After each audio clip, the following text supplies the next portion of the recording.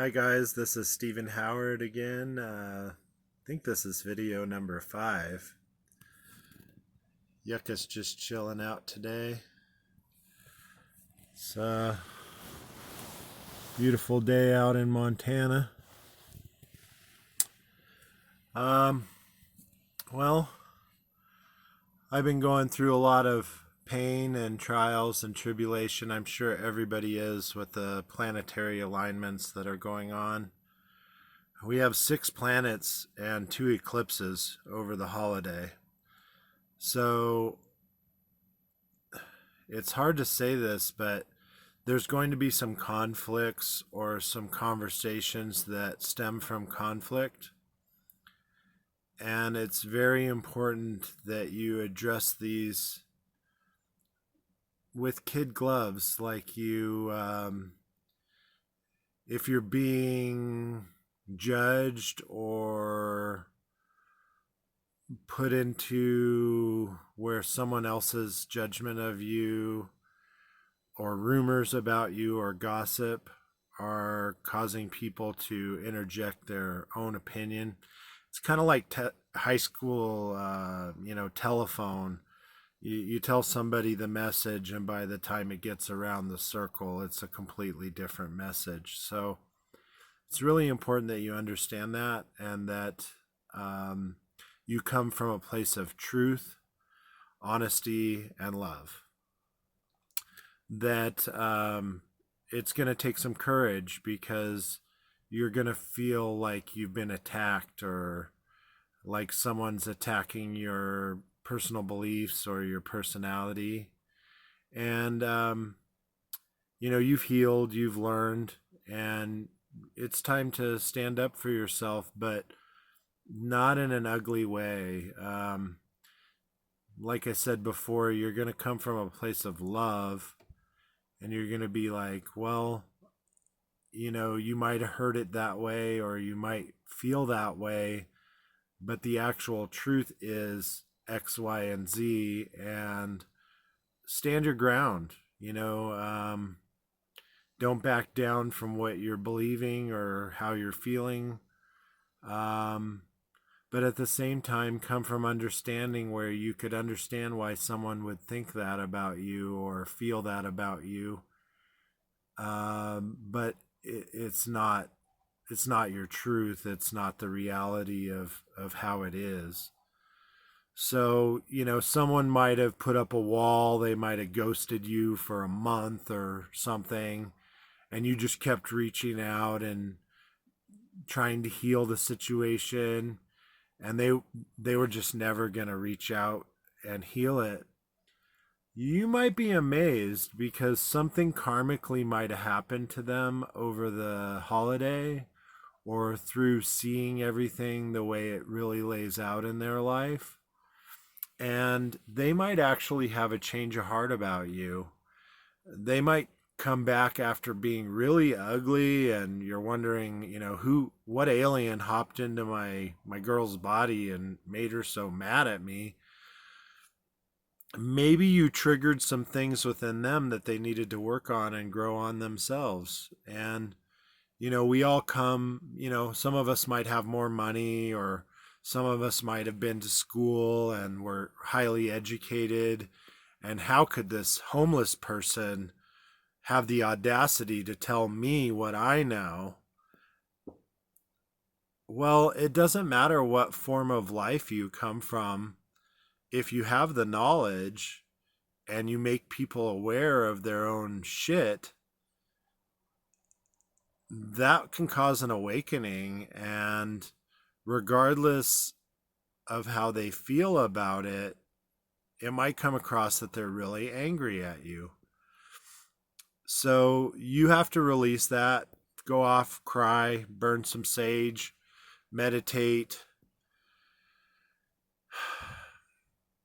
It's really important that people this time of year face their fear, face the problem, face the situation head on.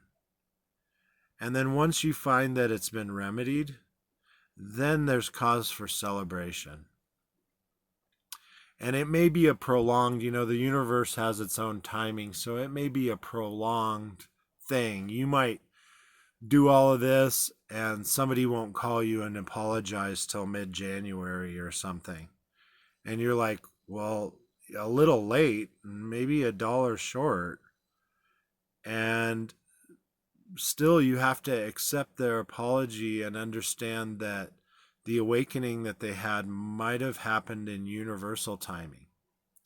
That you're not in charge of when or where someone wakes up to the fact that they might really love you, or the fact that your family really doesn't want you exiled, or the fact that friends really miss you and so they're acting angry with you because you're not giving them the attention that they deserve.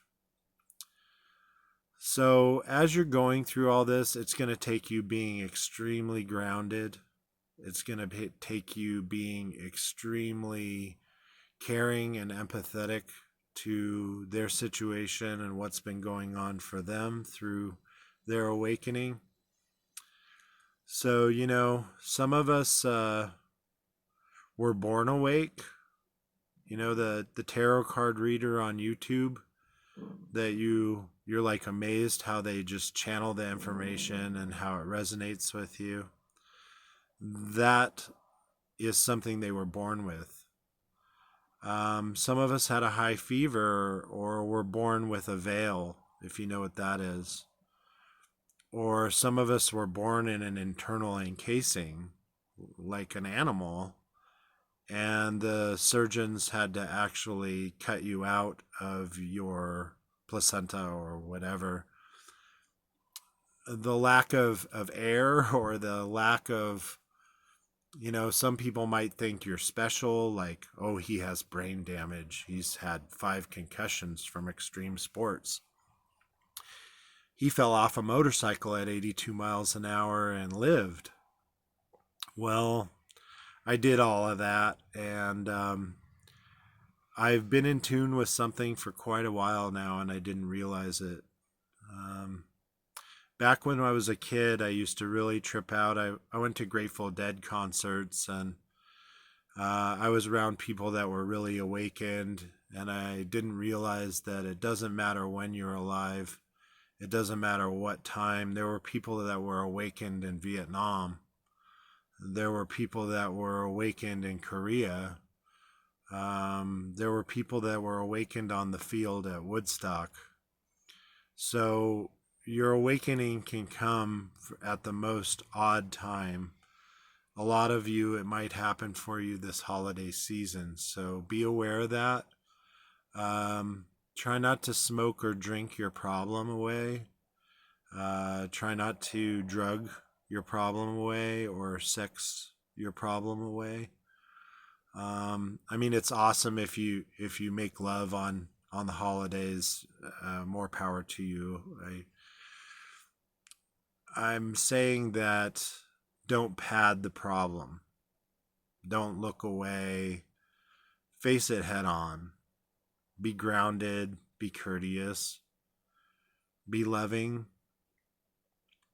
Like I said in a prior video, there's small things you can do for people that matter much more than any gift you could give them. So if you're broke and you're feeling a lack, go to those parties anyway. Eat, drink, and be merry, and just spread the love of the fact that you feel loved for being invited to such an event. So I'm headed to Las Vegas. I'm headed to Sin City. A buddy of mine invited me down, actually flew me down. I'm pretty flat broke, and was wondering what I was going to do this holiday season other than sit here and cry and meditate. And all of a sudden, some support came out of the nowhere, out of the universe, and has guided me to go back to face my fears. I have PTSD really bad from Las Vegas. As you saw before in some of the videos, I was shot at. And I was also in an instance where I shot at someone.